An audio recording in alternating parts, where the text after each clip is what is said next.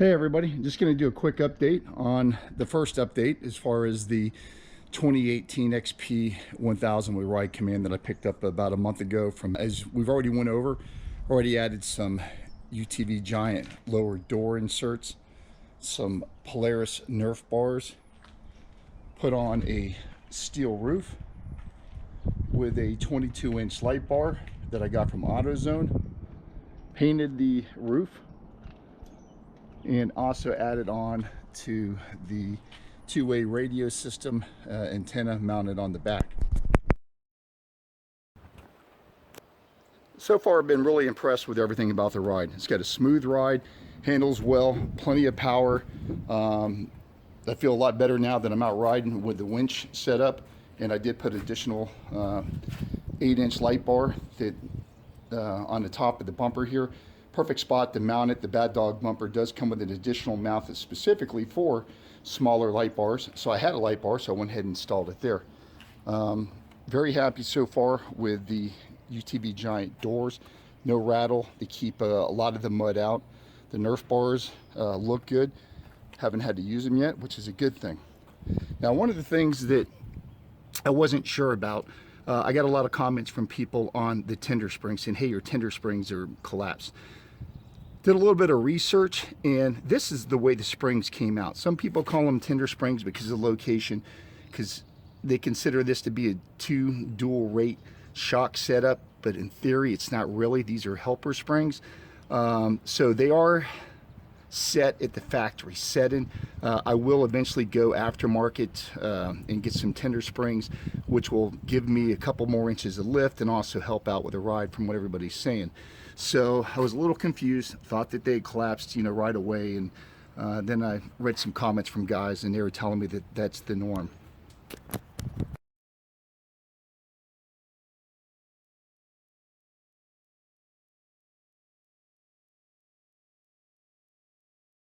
I've also added a Bad Dog front brush guard bumper since the last review. A little bit of a pain in the butt to put on. The directions weren't exactly super clear, but I got it on there. The only issue I had was I put everything together and then went to install the winch, which was a mistake. Technically, you should have installed the winch when you were doing the winch plate that's provided with Bad Dog. But in order to get the winch on, I had to do a little modification. It was either take the whole bumper apart, which was been a pain in the butt, or cut 2 slots into the grill on the lower brush guard so I could get in there to tighten down the rear bolts which hold the winch plate in spot. So if you do get a Bad Dog bumper, just make sure that you do your winch mounts at the same time. It's gonna be a pain in the butt. You're gonna need 2 people because of the weight, but definitely makes it easier on doing your install. On the winch, I went with a 5,000-pound Badland winch. I know a lot of people say, they're cheap winches, you get what you pay for. Well, I ran a 3,000-pound on my RZR 4 for 5 years and never had an issue with it. So with a discount for $149, you really couldn't beat it. It's a 5,000-pound winch. It's got a remote control access or tethered access that you can go with it. So I installed that, painted it black to match the front bumper a little bit. It came as a stock gray. Okay, these are some Roctane 28 by 10 by 14 tires I got right before I sold my RZR 4. I was gonna keep them as a spare set to put on the XP.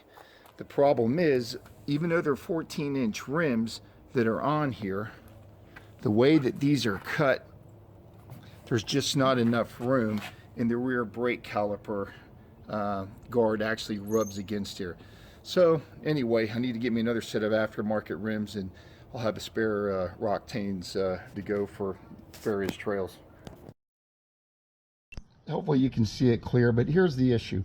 The 14-inch MSA rims went on fine, bolted everything on, went to move the machine, and all of a sudden I heard some grating in the front end. And what had happened was the brake caliper protector up here, you see how narrow it is on the stock rim, there is maybe, I don't know, 3/8 of an inch gap. Well, the way the MSA rims are built, the guard here was rubbing into the MSA rims. So after putting all 4 tires on the night before a ride, had to yank them off and go back with the stock tires.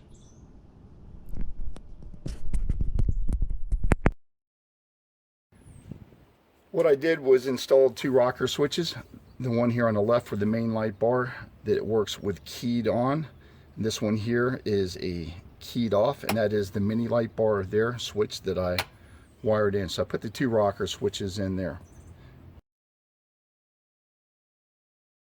Last year I entered a photo contest that Polaris had online, and they actually sent me this nice 30-quart North Star cooler, which fits perfect in the bed of the XP, along with a bunch of other goodies that came inside of there. Also, something I found is this $1 a can tire shine. It's made by Auto Bright from the dollar stores. It works pretty well on bringing back your black shiny of your plastic. And like I said, it's $1 a can. You cannot beat this stuff for the price. It will bring your plastics back to nice and shiny. It doesn't leave a thick residue or anything, so the dust doesn't seem to accumulate on it, and it definitely makes it a little bit easier as far as just spraying down and cleaning. The mud doesn't stick to it as much as untreated plastic. Another find that I got was at Walmart. It's a toolbox. It's about $38, but it's a waterproof box, and it fits well in the back there. Just put some basic tools in here. Safety kit.